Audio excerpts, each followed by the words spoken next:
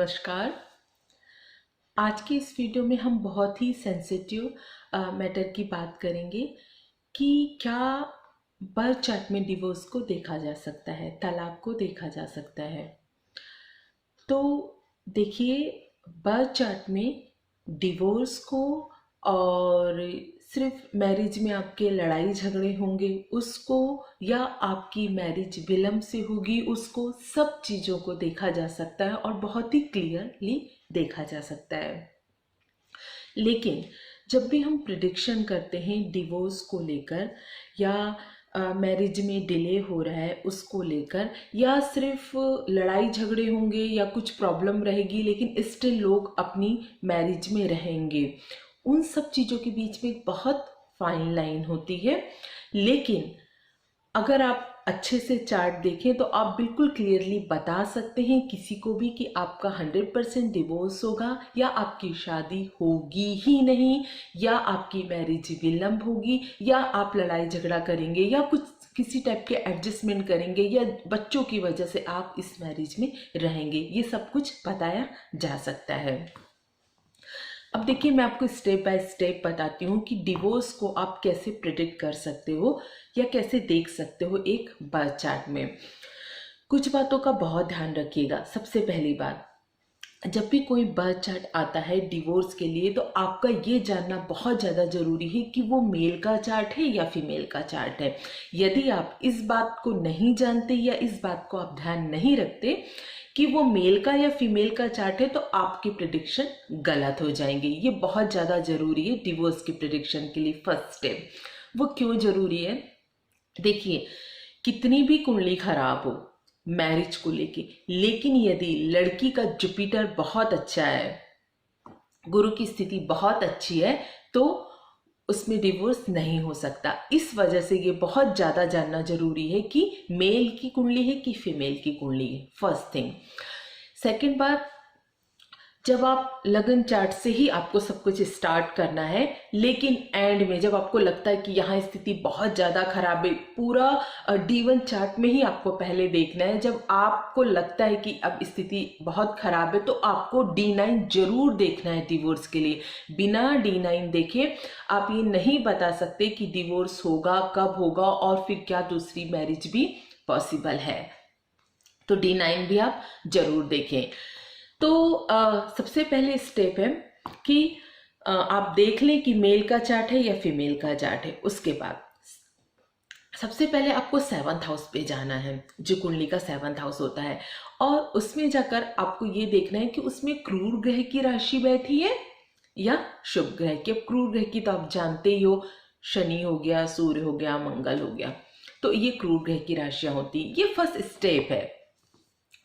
उसके बाद वो आपने देख लिया। उसके बाद आपको देखना है कि उस 7th हाउस में कौन से प्लैनेट बैठे हुए हैं। शनि, राहु, केतु, सूर्य, मंगल, ये सारे प्लैनेट्स बैठे हुए हैं क्या, आपको ये देखना है। और उसके बाद ये सेकंड स्टेप हो गई। उसके बाद आपको ये देखना है कि जो सप्तमेश है, मतलब वो जो राशि पड़ी हुई है आपकी, उस राशि का जो स्वामी है लगन से कहाँ जाकर बैठा है। जी हाँ, आपको कोई भाव भाव इसके चक्कर में नहीं पड़ना है। सबसे पहले स्टेप कि वो लगन से कहाँ जाके बैठा है, वो 6, 8, 12 में तो नहीं बैठा है, वो सबसे पहले आपको देखना है।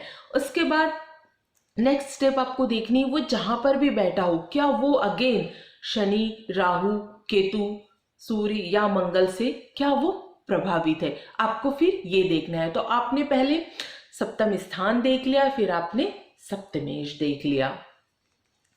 उसके बाद ये ना भी बैठी हो तो भी क्या सप्तमेश को और सप्तम स्थान को शनि, राहु, केतु, सूर्य या मंगल प्रभावित कर रहे हैं क्या, आपको ये देखना है।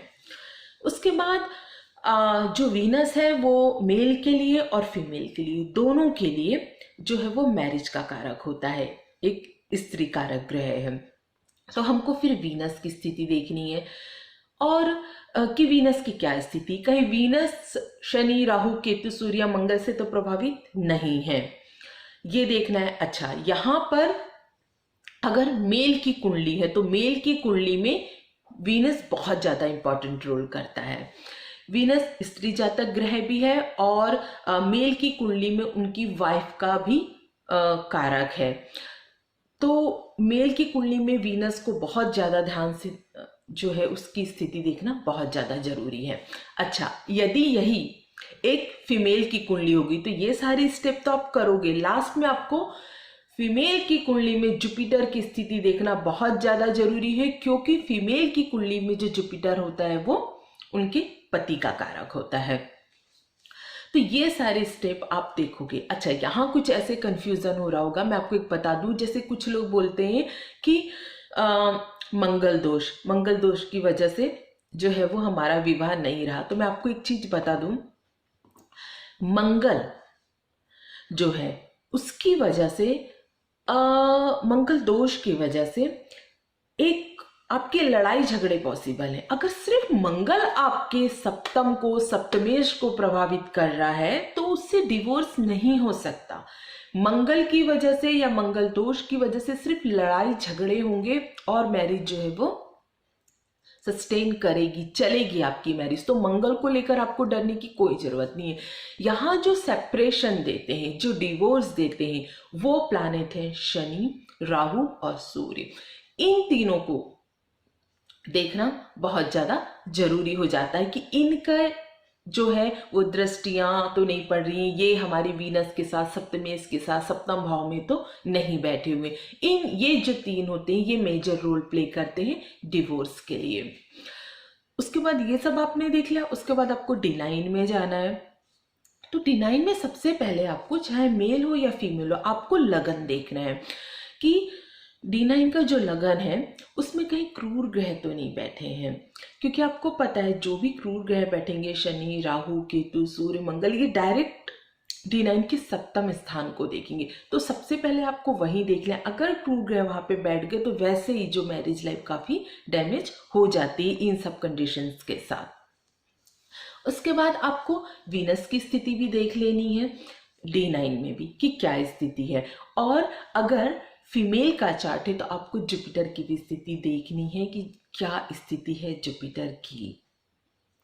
और जनरली जब लड़कियों का डिवोर्स होता है तो जुपिटर की जो स्थिति होती है वो D1 में और D9 में दोनों में खराब ही होती है। तो अब ये सारी स्टेप बाय स्टेप जाना है। और इसमें यदि ज़्यादा कंडीशंस आ जाती है, जैसे कि किसी का सप्तमेश भी खराब हो गया, वीनस भी खराब हो गया, 2 या 2 से 3 बातें आ जाती है, तो उनका जो होता है वो डिवोर्स 100% होता है। अब यहाँ ये बात आती है कि डिवोर्स होने के बाद क्या हम ये देख सकते हैं कि जो मैरिज है वो दोबारा होगी क्या। देखिए, मैरिज दोबारा होगी क्या, इसको देखने के लिए आपकी जो महादशा है वो देखना बहुत ज़्यादा जरूरी हो जाता है। कई बार मैरिज के लिए चार्ट बहुत खराब होता है, लेकिन अंतरदशा, महादशा ऐसी आ जाती है कि मैरिज हो जाती है। और जब तक ठीक पीरियड चलता है तब तक वो ठीक ठाक रहती भी है। तो महादशा देखना बहुत ज़्यादा जरूरी होता है।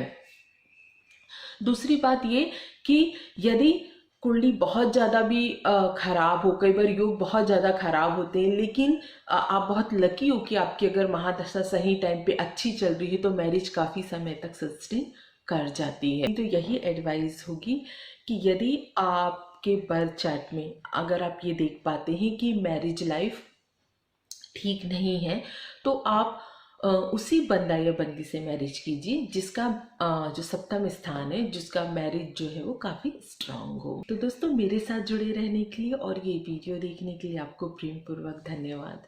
जय श्री राम।